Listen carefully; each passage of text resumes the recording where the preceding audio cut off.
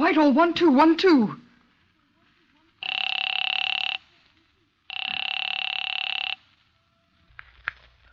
This is Scotland Yard.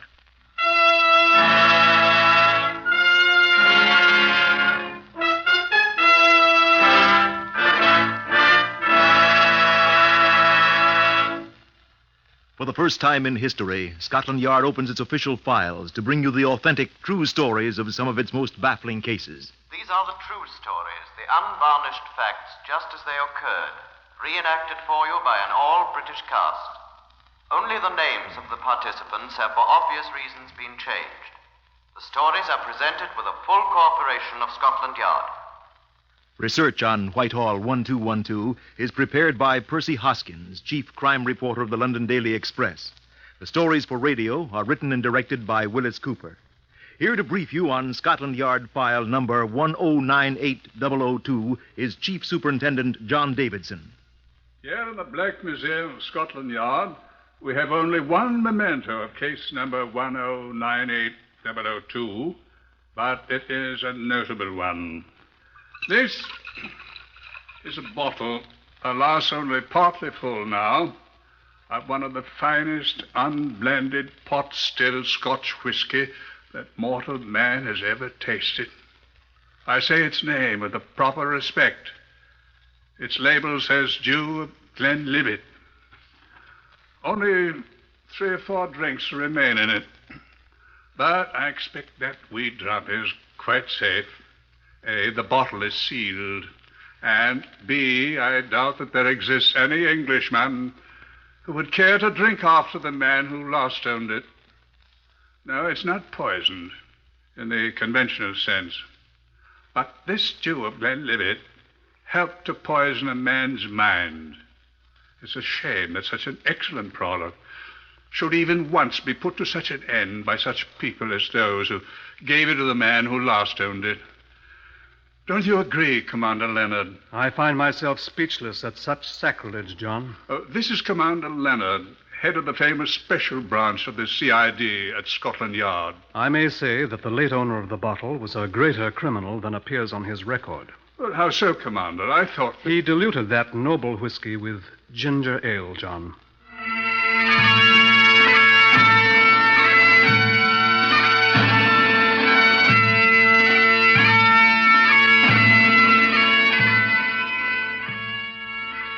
The city of Ottawa, in Canada, is often thought of as an American city, which of course it is. But it is also the capital city of the Dominion of Canada, and as such, a very important part of the British Commonwealth of Nations. I take you back now to September of the year 1945 in Ottawa. In the Royal Canadian Mounted Police headquarters there, early in that month, Inspector John Miller of the RCMP was speaking on the telephone with a representative of the Canadian Ministry of Justice. Who's it speaking, please? This is Mr. Dufresne, sir. And may I ask to whom I'm speaking? Inspector Miller, RCMP. How do you do, Inspector? Well, that's not important. What I want to know is, do you know a man named Igor Kovenko? I do, sir. May I ask why, please? Well, he's here in my office, mister. I must warn you about him, Inspector. He's a dangerous man. He says he was in to see you this afternoon. That is true, sir. He is a very dangerous... Dangerous my foot. I beg your pardon? I said dangerous my foot. Sitting here scared to death. Scared, sir? I must say I can hardly believe that. He says he walked out of the code room of the Russian embassy this afternoon, where he's been employed, with some highly secret documents. He says he brought these documents to the Ministry of Justice and was told to go home and stop bothering you. Is that true? We hardly put it in those exact terms, my dear man, but... Did you throw him out? We told him we could engage in no negotiations whatever with a representative of a foreign power with whom the British government are not at war, sir. You didn't look at any of the documents he smuggled out of the Soviet embassy code room? Naturally not, sir. You didn't know he was fed up with communism? We did not believe him, sir. I say, look here... You didn't believe he wanted to aid the British government? Look here, Inspector... You turned down information that might be of the utmost importance to Britain and Canada.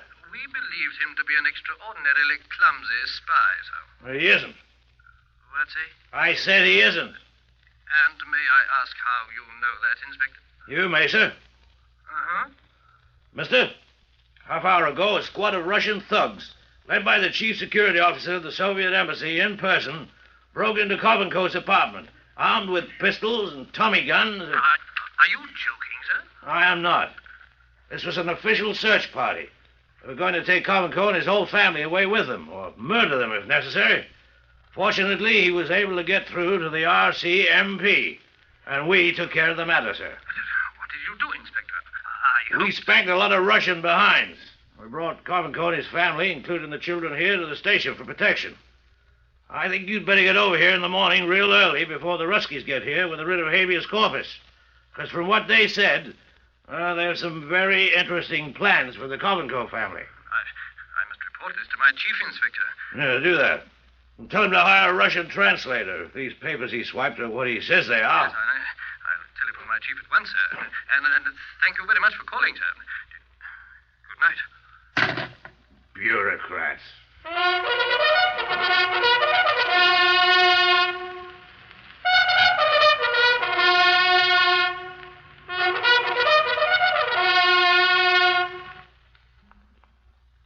Igor Kovenko, the code clerk, had not only taken copies of secret documents with him, he had also a copy of the Soviet Embassy's most confidential code book itself. The documents, accordingly broken into plain Russian and translated into English, were startling. This is a paraphrase of the contents of one of them. Facts given by Alec. Excuse me. I should explain that the name Alec proved to be the Russians' identification name for the man who had betrayed British secrets to them. Go on, please. Facts given by Alec include specific information about the atom bomb dropped on Hiroshima in August. He also states that the amount of uranium-233 at the Clinton magnetic separation plant in Canada is 400 grams daily. Another. Alec handed over to us a platinum container with 162 micrograms of uranium-233 in oxide form. He will keep us advised of further developments in the production of the atom bomb. Another. I enclose data on the American proximity shell for anti-aircraft, supplied to us by Alec. There are several others, only one of which I can even now reveal to you. That I will give you presently. All these messages were addressed to the director and signed by Colonel Vladimir Rabukhin, the Soviet military attaché in Ottawa. I was summoned to the Foreign Office a few days before the 1st of October, shown the translations, and told the whole story as it was cabled from Ottawa. The special branch, of which I was then the head, was to take over. Take over what, I asked. Isn't all this taking place in Canada? A very important gentleman in the then British government showed me another of the documents. I promised you I'd tell you about that one, if you please. To Colonel Rabukhin, Ottawa. Work out and send by courier all arrangements for the meeting. What meeting, I asked. And the password by which our representative will recognize Alec when he comes to London. Most necessary for him to come to London at once. Signed, Director. He's coming here, I said? To the Director. Alec will meet our representative in front of the British Museum during month of October. Time, 11 o'clock in the evening. Identification for Alec, a copy of a newspaper rolled up. That's all I said? He read me another one. To Colonel Rabukhin, Ottawa. Here are revised instructions for Alec. Meeting place in front of British Museum in London on Great Russell Street, opposite side of street about Museum Street from side of Tottenham Court Road. Alec to walk from Tottenham Court Road, our contact man from opposite side, Southampton Row. Time near 8 o'clock in the evening, if practicable. Identification signs. Alec to carry under left arm the newspaper Times. Our man to have in left hand the magazine Picture Post. Password. Contact man, quote, "What is the shortest way to the Strand?" Alec, quote, "Come along, I'm going that way." At beginning of business conversation, Alec to say, "Best regards from Mikhail."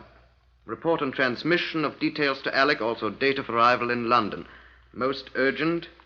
Signed, Director. Must be rather serious if he's coming over here. It is, Commander. I can only say this, that he will be bringing with him secret information of the utmost importance. Information of such importance that it cannot be committed to paper. I think I may also say this to you. The future existence of the British Commonwealth cannot be guaranteed if this information falls in the Russian hands. Then our job is to arrest this man, Alec, before he can make his contact. It's imperative that you do so. Tell me, what's his real name and when is he coming? The message I've just read you is 3 months old, Commander. In that time, 14 persons concerned with atomic research in Canada have arrived in Britain from there. Yes, sir. Any one of those 14 may be Alec. We haven't the remotest suspicion of his identity, nor of the contact man's. Neither have we any hint of the time the contact is to be made. The very life of our nation is at stake, sir. We must depend on you.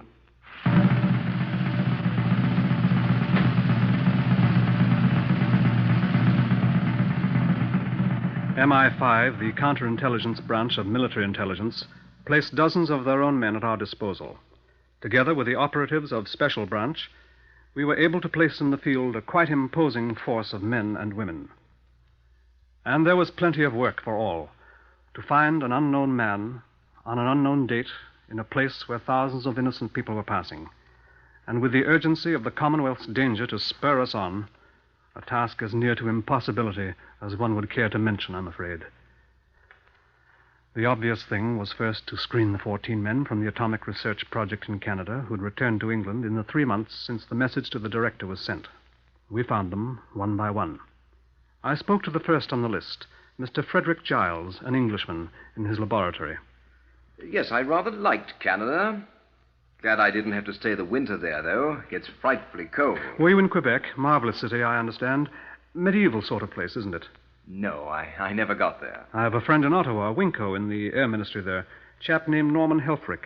Wonder if you ever met him. No, I was never there either. Lots of chaps were, but not I. They kept me at Clinton all the time I was there. The magnetic separation plant, you know. I was supposed to be an expert on a rather secret sort of isotope, you see. Never got anywhere. Quite dull, really. We checked Giles.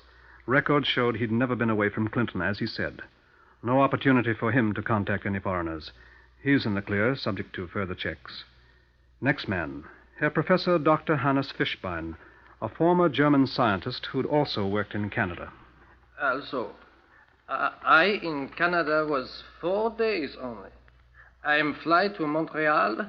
I make my report. I am fed. A large dinner, colossal.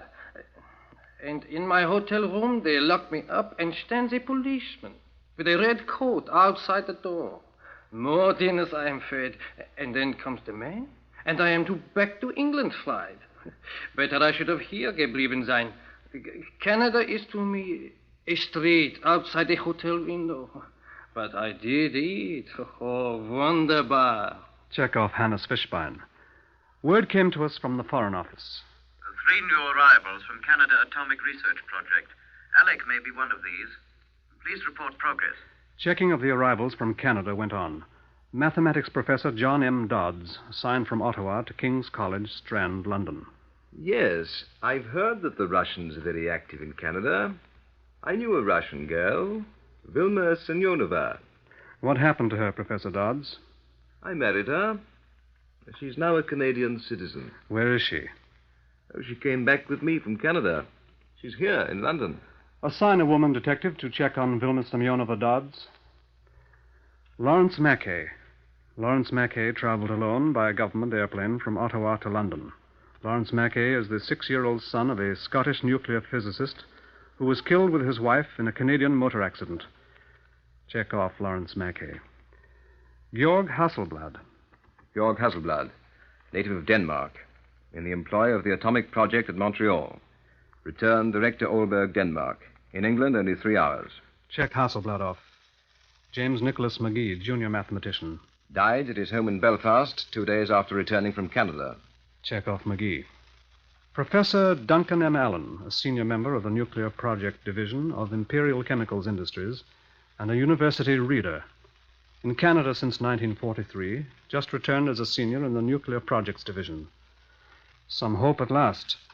Here was a highly responsible man with long experience in Canada. His advice on who might be Alec should be helpful. Since he was next on the list, I called on him. He was not of much assistance. How should I know, my dear sir? I'm a scientist. You're a detective. I thought in view of your long residence in Canada, you might be able to give us some hints. I can't. I was much too busy to add spying to my duties. You knew all of these people, though? I probably did, but I'm sure I don't remember most of them. I worked with some of them. I remember this child, Leslie McKay's son. Oh, I was sorry about Leslie and his wife. How about some of the others? This German, Fishbein, he was a former enemy. Remember the name, didn't know the man. Dr. Dodds. I heard he married a Russian girl, didn't know him. Giles? Short, fat chap, that's all I know. You were in Ottawa? Yes, but I was busy. I'm sure you're aware, sir, that I shouldn't be asking you questions unless this were a most important matter. What's up? Someone run off with some U-233? As a matter of fact, that's part of it. But not all, I'm sorry to say. Now, look here, are you serious? If any U-233 had been missing, I should have known about it. You knew of none being missing? I did not, nor do I know now, sir. That's odd, Dr. Allen. We have what we consider excellent information. Let me see. 162 micrograms of uranium-233 were missing. Your information is quite erroneous, I can assure you, sir. Part of my duties included keeping an extremely close check on the amounts of fissionable material on hand. In fact, I was responsible for it. And if I say that none is missing, then you may rest assured that none is. Our authority is unimpeachable. Your authority is a liar. Well, I expect you ought to know. Who gave you this cock and bull story? I'm sorry, that I cannot tell you. Well, send him to me, and I'll set him and you straight at once, sir. I'm afraid we can't do that, sir. Well, thank you very much, Dr. Allen. If you should happen to remember anything, any name... Young man, I have mathematical formulae to remember that would shatter the brains of all Scotland Yard combined. I'm afraid I'm not going to be of any assistance to you whatever. By the way, Doctor, do you happen to remember anyone out there named Alec? Yes, of course. May I ask who, sir? Sergeant Alec MacDonnell. The MacDonnells of Keppoch, not of Calgary. He was always at pains to inform me. He was the absurd Royal Canadian Mounted Policeman who was assigned as my bodyguard in that godforsaken place. And where is he now, sir? So far as I know, my dear sir, he's never left Canada. But he has promised to visit me here in London on his next leave, if you'd like to meet him then.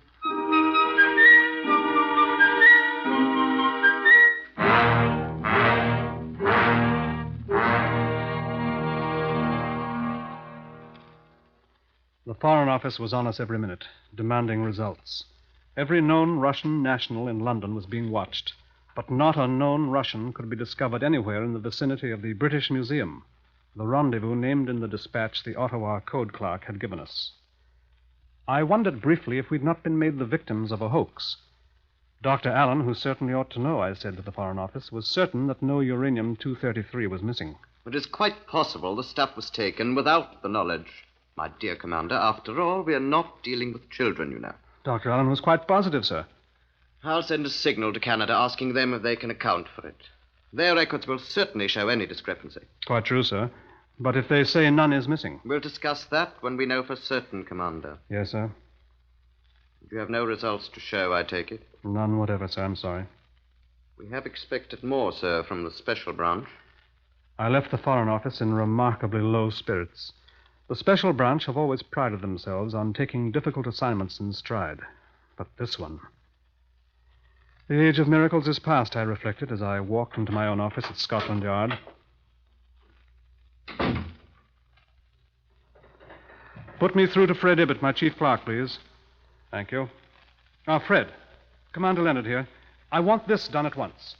Get to all the people who are checking on the various Canadian visitors and have them supply you with as many photographs as they can get of the various ones they've checked on. No, I should think these people, if they're the proper kind, should be glad to let us have them. Yes, quite. Then send them by airplane to headquarters of the RCMP in Ottawa with instructions to let the code clerk, the Russian who skipped out. What's his name? Kovenko, that's right. Let him see all these photographs and tell us if he recognizes any of them as people he may have seen round the Russian embassy. No, they all seem to be clear, but he might just remember seeing one sometime or another. What? Yes, it may help us find Alec, I hope. Thank you, Fred. Yes, at once, please. I left the office, still deep in thought. Bought a newspaper and started walking. What can we do now, I thought. begin checking everyone again. Does Alec really exist? I glanced up. Where had I got to in my daydreaming? There was the British Museum. Excuse me. What's the shortest way to the stand? Back that way to High Holborn. First turn to your left down Kingsway and... Wait! Oh, excuse me. You're not Alec! And before I could do more than goggle at her, the young woman carrying a copy of the picture post had turned and vanished into the crowd on Great Russell Street. I pulled my Times from under my left arm and flung it away and was properly reprimanded by a constable. But the contact man was gone. Would you mind kicking me, Constable? I said to the officer.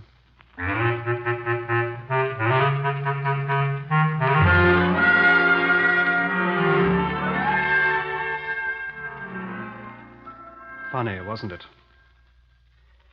1 week and 2 days later, the bloated body of what had been a young woman was pulled from the Thames just below Wapping Old Stairs by men of T Division of the Metropolitan Police. She was thought to be a former employee of the Russian embassy, but none of the embassy staff could identify her. The morning after my contretemps in Great Russell Street, I called again on Dr. Allen, the senior scientist who had assured me that I was wrong about the missing uranium. I'm very sorry, Commander. I have a lecture to give at King's College in half an hour. I've no time to talk to you. I think you will find it of great importance, sir. And moreover, I have given you definitive answers to the rather idiotic questions you've already asked me. I must tell you, Doctor, that this matter seriously and urgently concerns our national security. I'm sorry, but as I told you, I'm sorry, too, Doctor, but I'm afraid you'll have to answer my questions. Now, see here. I'd just like to say this, Dr. Allen, but I must point out that I have sufficient authority to compel you to answer my questions. I hope I shall not be forced to use it. Are you impugning my integrity, sir? I'm merely pointing out that the matter is one of the utmost urgency, sir. Young man, I've exactly 15 minutes before I must leave for my lecture. I told him what we knew. I told him of the dispatches we'd gained possession of. Were any names mentioned in this message, Commander? Any that could be recognized? No, I told him. Only Alec. And I told him what had happened to me the day before. He chuckled heartily. I reminded him with some asperity of the seriousness of the situation. He sobered at once. I agree with your man at the Foreign Office, whom you so pointedly avoid identifying, that this Alec, whoever he is in possession of information which, if obtained by a hostile nation, might easily spell destruction for the British Commonwealth, Commander. I reminded him that Alec must obviously be someone who possessed a great knowledge of the progress of nuclear fission research. That's true. That's a very good deduction, Commander. He's obviously an important person. I asked him if he had the faintest suspicion of who he might be. That I'll have to think about. Here is a list of the arrivals from Canada. Is there any name on this list who could conceivably answer such a description, I asked. He scanned it rapidly. No one except myself? Perhaps he hasn't got here yet, I said. I think he has. Else why were you accosted with a password yesterday and even addressed as Alec? You're right, sir. He is here. Well, then, Commander, I see only one thing for you to do. What's that, sir? Find him if you can. Well, sir... I assure you the most frighteningly immediate end of this nation of yours is inevitable if you do not find Alec before these secrets are turned over to Russia. I say it's inevitable, sir, because I, too, know what they are. I will talk with you again, but my present job is also of importance in the national security. Shall we say tomorrow, then? I returned to Scotland Yard, to my office. There was an urgent note on my desk. It read, "Call RCMP headquarters in Ottawa, Canada, at once. Inspector Miller. Highest priority, immediate action," and several other words whose meaning was quite as clear. I put through the call. "I want Inspector Mill..." "Yes, Ottawa, Canada. This is Commander Leonard at Scott..." "Hello, Miller here. Are you Commander Leonard?" Yes, this is Commander Leonard. Hello. Is that Commander Leonard? Yes, this is Leonard Miller. This is Leonard. That Leonard? Yes. Oh, this is Inspector Miller in Ottawa. How's the weather there in London? What? It's all right. What did you want? Oh, yes, it's raining here. Cold. Probably turned to snow. What did you want of me? Oh, yes. Well, your pictures got here. Photographs of those people. Yes. Well, we showed them to the code clerk fella, this Kovenko. He recognized only one of them. Used to see about the Russian embassy several times, he said. Which one? What do you say? I said which one? Oh. Well, you didn't put any names on them, just those numbers. He recognized the one marked number 4. What? 4. 1, 2, 3, 4. 4? You got it? Number 4. I don't know what the fella fellow's name is, but it's number 4. All right, thank you. Who is he, you know? I haven't got the list here. I'll have to let you know. But thanks, old boy. I think we've got Alec. What do you say? Goodbye. I identified him all right. It was mid-afternoon before I could reach Dr. Allen with the news, which I was impatient to check with him before reporting to the Foreign Office. I got him on the telephone and rushed to his flat at once. So you think you've got him, eh? Well, tell me about it. How did you discover? Are you sure? I'm reasonably sure, sir. He's the only one of the whole list who'd ever been seen around the Soviet embassy. Who is he? He's the only one who could possibly be Alec, sir. Well, before you tell me, let's have a drink, shall we? I seldom indulge, but I've got a very fine bottle of Dew of Glenlivet here. Here it is. I expect you'll have it neat, won't you? You'll think I'm a barbarian, I know, but I always mix mine with ginger ale. Here, help yourself. No. What's that? I will not drink with you, sir. What's the matter? I have one more question to ask you, Dr. Allen. Go ahead. The number 4 man on the list whom I checked on is the one they identified. Do you know who he is? I'm afraid not, Commander. I'm afraid then I'll have to ask you one more question, sir. What is the shortest way to the Strand? Well, come along. I'm going that way. I think not, Alec. I arrest you on the charge of violating the Official Secrets Act. And I must warn you that anything you say will be taken down and may be used in evidence.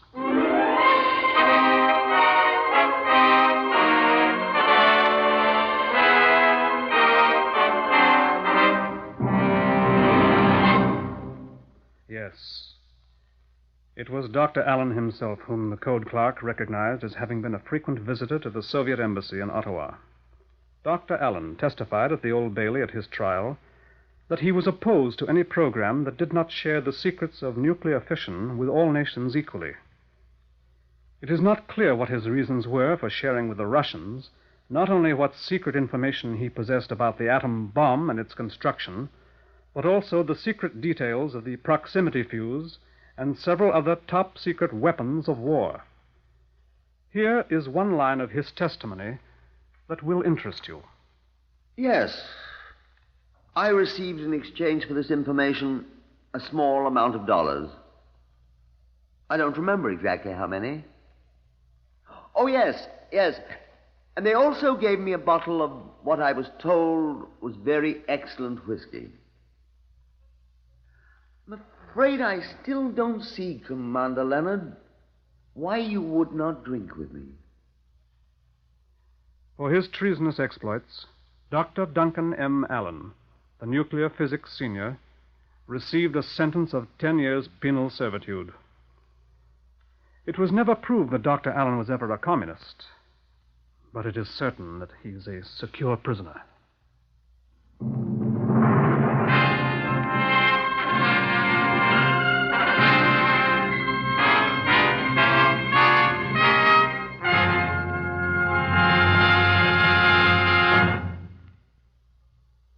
You have heard another in the series Whitehall 1212, compiled from the official files of Scotland Yard. Research on Whitehall 1212 is prepared by Percy Hoskins of the London Daily Express. The stories for radio are written and directed by Wyllis Cooper.